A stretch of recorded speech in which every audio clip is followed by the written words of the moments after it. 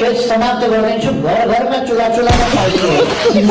ग्यासको खाने पत्ता लगाएर 12 अरब मेट्रिक टन चुलामा पुर्याउने ग्यास पत्ता लागेको छ। अब व्यावसायिक उत्पादन हुँदैछ, तर यो चुनावपछि व्यावसायिक उत्पादन हुन्छ। काठमाडौँ पोखरा रेल आइसकेपछि बेनीसम्मका रेलका लागि त केही भन्नु पर्ला जस्तै लाग्दैन मलाई। पोखरा रेल आएपछि बेनी जाँदैन। बेनी जाँदा कहाँबाट जान्छ? कुस्मा हुनु परेन? कुस्मा त स्टेसनै हुन्छ। केही वर्षको कुरा हो। रेल नेपालमा चलेकै छैन भन्नुभयो। जनकपुर जानुभएको छैन होला? जनकपुरमा त चलिसक्यो त।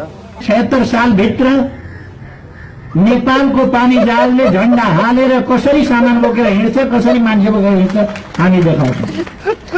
पानी जहाज हिँड्न थालेका छन्। कलकत्तासम्म लाने बन्दोबस्त गर्ने भनेका छौँ हामीले। अब नेपाली खल्तीमा ठ्याम्मै पैसा नभएको त हुँदैन। कमाउन पाएन भने त अलिकति भए पनि पैसा आउँछ, टिकट काट्न पाइन्छ, काउन्टर खुल्छ, त्यसको सूचना पनि हुन्छ।